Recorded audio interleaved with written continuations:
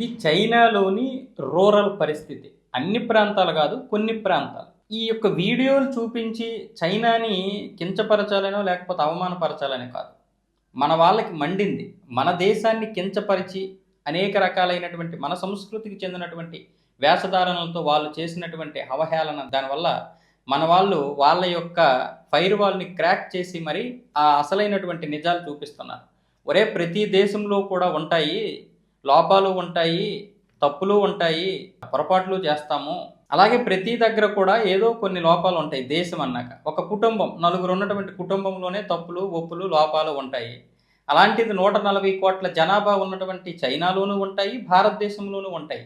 కాకపోతే ఇక్కడ చైనా ఏదో పెద్ద తోపులాగా, ఇక మొత్తం 140 కోట్ల మంది కోటీశ్వరుల్లాగా, అసలు అక్కడ కష్టాలే లేవన్నట్లుగా, నష్టాలే లేవన్నట్లుగా, ప్రపంచంలోనే ఒక సూపర్ శక్తి అమెరికా, చైనా తప్ప ఇంకేమీ లేవన్నట్లుగా, ముఖ్యంగా పక్కనే ఉన్నటువంటి 140 కోట్ల జనాభా కలిగిన భారతదేశం అత్యంత దారుణమైనటువంటి, దరిద్రమైనటువంటి స్థితిలో ఉందన్న విధంగా ఎక్స్పోజ్ చేసినటువంటి వీడియోలన్నింటినీ కూడా వీళ్ళు చేసినటువంటి దీనికి మన వాళ్ళకి మండి ఆ యొక్క చైనాకి చెందినటువంటి నిజాలన్నీ కూడా ఇప్పుడు తీస్తున్నారు. మెట్రో స్టేషన్లో వీళ్ళు ఎలాగా ఎక్కుతారు, ఆ జనాలు ఎలాగుంటారు, మేకలు తీసుకెళ్తారు కదా, మన వాళ్ళు అయితే లారీల్లో మేకలు తీసుకెళ్తారు. బహుశా ఇప్పటి వరకు ట్రైన్లో ఎవడో తీసుకెళ్ళలేదు, కానీ అక్కడ చైనాలో చాలా లోకల్ ట్రైన్లో మేకలు కూడా తీసుకెళ్తున్నారు. ఆ వీడియోలు కూడా చూపించారు. ఆ వీడియో నా దగ్గర మిస్ అయింది. వీళ్ళు అన్నం కోసం ఎలా కొట్టుకుంటున్నారు. మన దేశంలోనూ ఉన్నాయి కొట్టుకోవడం, నేను కాదన్నాను, కానీ ఈ యొక్క పరిస్థితి చైనాలో లేదన్నట్లుగా ఇప్పటి వరకు ఎక్స్పోజ్ చేశారు కదా. అంతెందుకు, మన ట్రావెలర్స్కి కూడా సిగ్గు లేకుండా ఇది బయటకు వచ్చాక కూడా నిజంగానే చైనాలో అలా ఉందా అని ఒకడు, అంత సీన్ ఉందా అంటే, మన వాళ్ళు బత్తాయిలు అంట, మనమేమొచ్చేసి ఈ వీడియోలు చూసి ఆనందపడిపోతాం అనమాట. కొంతమంది వెధవులు ఈ మధ్య ట్రావెలర్స్ పేరుతో షూట్ చేసి పెట్టారు కదా, ఈ వెధవులు రూరల్కి వెళ్ళరు. రూరల్కి వెళ్ళి ఆ వీడియోలు తీసి ఎక్స్పోజ్ చేస్తే వీళ్ళకి అక్కడికక్కడే చెక్కేస్తారు. అంత సీన్ లేదు వీళ్ళకి. ఎక్కడైతే డెవలప్ అయిందో అక్కడ మాత్రమే విదేశీయులు వచ్చి ఫోటోలు తీయాలి, వీడియోలు తీసుకోవాలి, వాళ్ళు సోషల్ మీడియాలో పెట్టుకోవాలి. వీళ్ళు దిగ్గానే వీళ్ళకి కావాల్సినటువంటి అన్ని, ఏది ఇన్స్టా ఉందా, ఫేస్బుక్ ఉందా, యూట్యూబ్ ఉందా, ఇవన్నీ చెక్ చేస్తారు. అందులో ఏ వీడియోలు వీడు పోస్ట్ చేస్తున్నాడో చూస్తారు.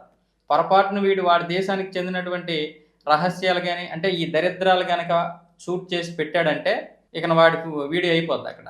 అలా 2-3 సార్లు చేస్తే వాడు కూడా మళ్ళీ రాడు, వాడి పాస్పోర్ట్ కూడా లాగేసుకుంటారు. మళ్ళీ ఇక్కడ కొంతమంది వెధవలు, ఈ ట్రావెలర్స్, మన దేశానికి చెందినటువంటి మన తెలుగు ట్రావెలర్స్ కొంతమంది వెధవలు మన దేశాన్ని మాట మాటకి కించపరిచే వీడియోలు చేశారు.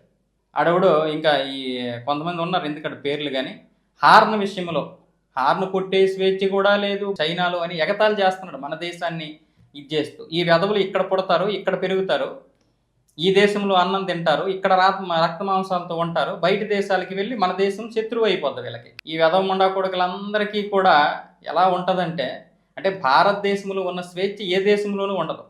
నువ్వు ఎత్తైన భవనాల్లో నివసించలేకపోవచ్చు, నువ్వు అనుకున్న అభివృద్ధి ఇక్కడ లేకపోవచ్చు, కానీ స్వేచ్ఛ ఉంది.